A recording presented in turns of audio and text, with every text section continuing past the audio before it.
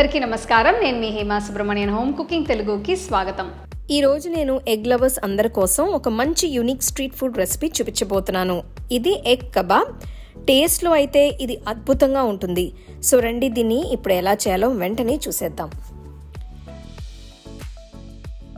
Egg kebab చేయడానికి నేను 4 ఉడికించిన ఎగ్స్ని తురిమి పెడుతున్నాను.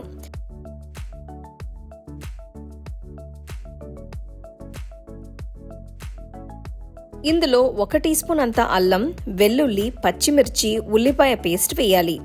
అలాగే 1/2 టీ స్పూన్ కారం, 1/2 టీ స్పూన్ ధనియాల పొడి, 1/2 టీ స్పూన్ గరం మసాలా పొడి, 1/2 టీ స్పూన్ జీలకర్ర పొడి, 1/2 టీ స్పూన్ చాట్ మసాలా పొడి, 1/2 టీ స్పూన్ పసుపు, 1/2 టీ స్పూన్ ఉప్పు, కొంచెం తరిగిన కొత్తిమీర వేసి అంత బాగా కలపాలి.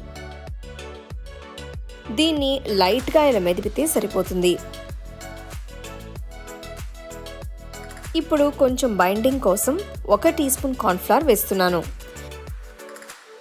ఇదంతా మళ్ళీ మిక్స్ చేయాలి. ఈ మిశ్రమాన్ని ఇప్పుడు ఇలా చిన్న చిన్న ఉండలుగా చేసి పక్కన పెట్టుకోవాలి.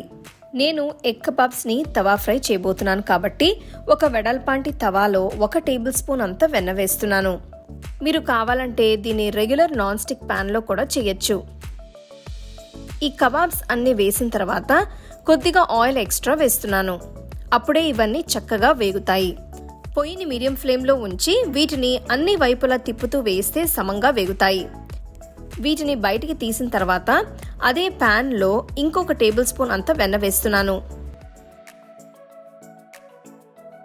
ఇందులో చిన్నగా తరిగిన ఉల్లిపాయలు వేసి వేయించాలి.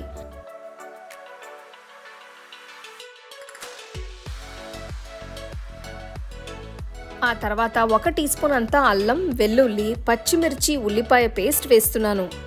ఇదంతా పచ్చి వాసన పోయేంత వరకు వేయించాలి.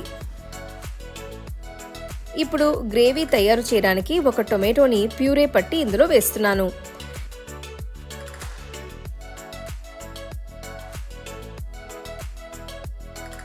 ఇదంతా కూడా కలిపి వేయించిన తర్వాత కొన్ని నీళ్లు యాడ్ చేయాలి. ఇప్పుడు దీనిలో ఉన్న పచ్చిదనం మొత్తం పోయేంత వరకు వేయించాలి.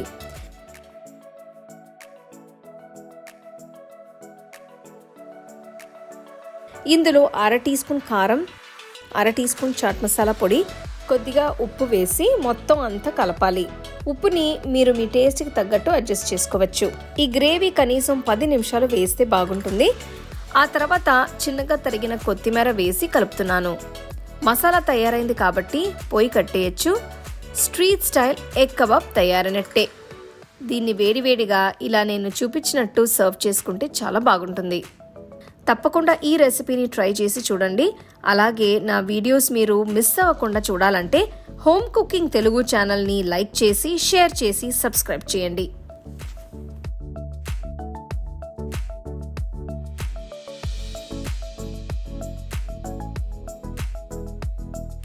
The second edition of our home cooking book is now available on our website 21frames.in. I'll give you the link in the description. You can go and check it out. The book is currently available only in India for now, so you can place your orders on 21frames.in.